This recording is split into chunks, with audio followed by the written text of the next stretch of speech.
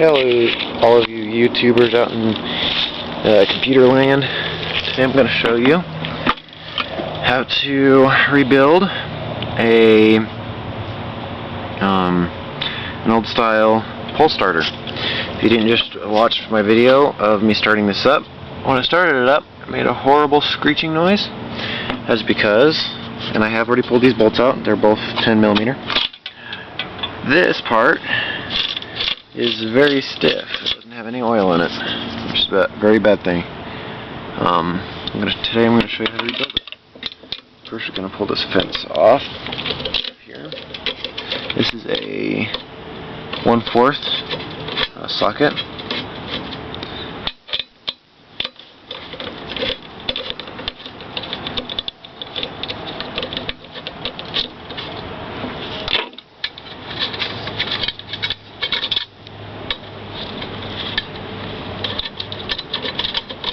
These are my favorite place. Down there. Drop that over there. You're going to want to take a screwdriver, go around the edges of this, and find where this bottom piece goes in a little bit and this top piece comes out. Right here. Bring it to the top. We want to rest this on these fins and push. Like that. Popped it up. I'm just going to take this part off first. You don't have to do that. Inspect your gasket on here, your rubber ring. That one's in excellent condition. You want to make sure you don't lose any of these ball bearings. Pull this out. Inspect this. See how it looks. Looks pretty good. It's a little scored in there. Not too shabby though. I'm trying to look in here. No, not too bad. Definitely seen worse. I don't think I've seen better though, so pretty good shape. You're gonna want to pull all these ball bearings out, or you can just leave them in until it's time to put this back in.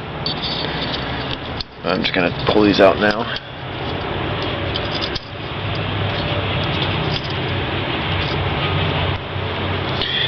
I put them in a safe place, like a ring like this.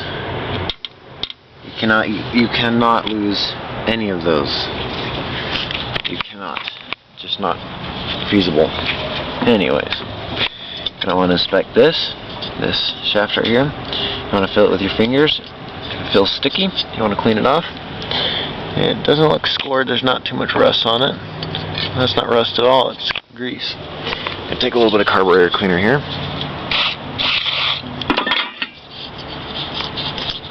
Clean it off. Wish I had a rag, but I don't. Trying to blow this off here. I'm gonna actually go get a rag. I'll be back in just a second, YouTube.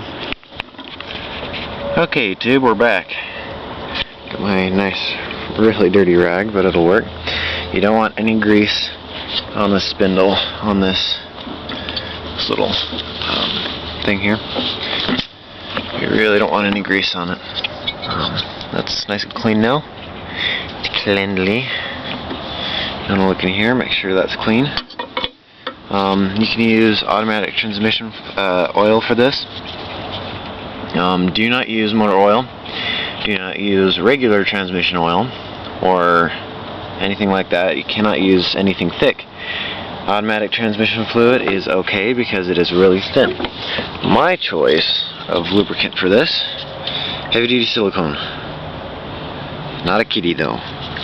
Anyways, you're gonna want to spray a good amount of it into here.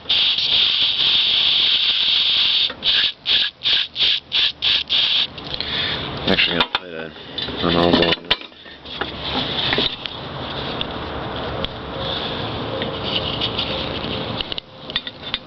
There we go. There's some residue here. I'm gonna wipe off. It's kind of hard to do with one hand, but it's possible. Anyways, gonna spray a good amount all the way around. I'm going to spray here, just a little bit, stack it up on the end there, spray it down here, that's good. You don't want to get these alleyways greasy at all. Gotta keep those clean. You want to kind of move fast because that'll start draining.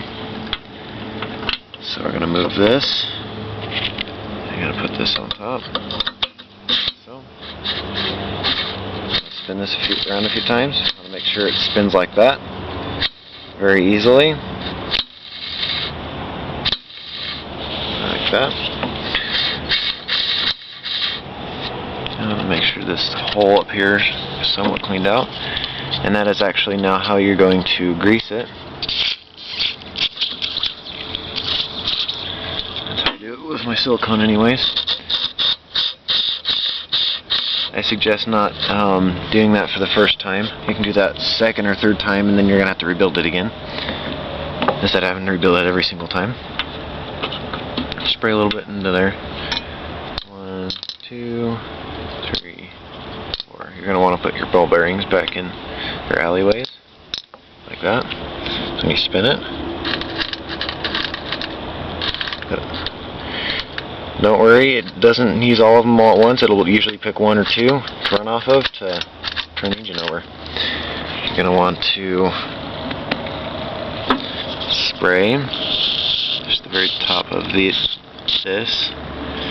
on these little things right here, and kind of around the base on this part right here.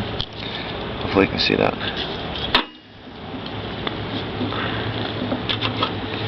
I want to put this back on. I want to oil this up around here a little bit. I just dropped it, but that's okay. A little bit of that and spray it on there. Make sure that's all nice and lubed.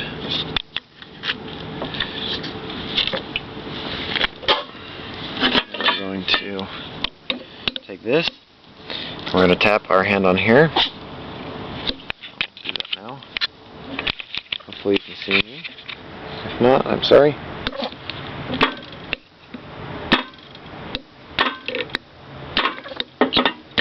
Like that. I just put this on here, like that, and hit my wrist on here. You do not want to tap that with a hammer. You don't want to get it too tight. You don't want to get it too loose. But you don't want gaps like that. So I'm going to have to pull this back up and see. There we go. Why isn't that going back down on that side?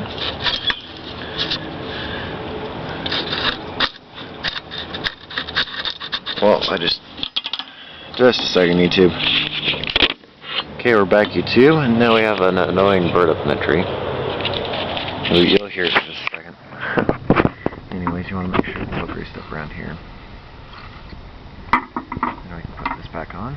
And make sure it goes down tight. Put that on right now, off camera. We'll probably edit it out, so just a second, YouTube. Hey, YouTube, we're back. If this doesn't want to go down all the way, I guess you can tap it really softly with a hammer. You want to take a little bit more of your oil around this edge right here, and see how it feels. Should feel really loose. Shouldn't want to stop. Should want to keep going, like it is. I'm going to replace the fence, put the engine back together, and start it up. So just a second, YouTube. Alrighty, we're back. The engine's all put back together. Forgot to tell you that when you have it all apart like that, you want to make sure nothing's loose. You want to make sure everything's tight under the hood. But we'll start it up here now for you, and it shouldn't squeal and squeak like it did last time.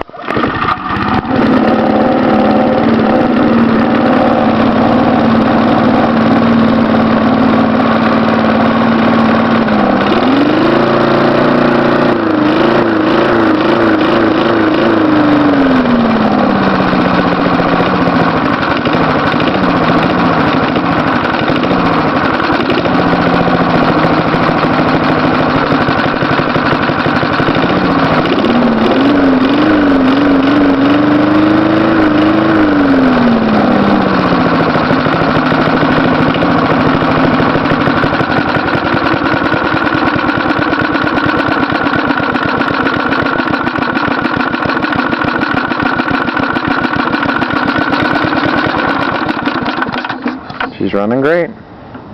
Chocomatic carb works beautifully. I haven't even had to do a lick of work on this other than rebuild the starter.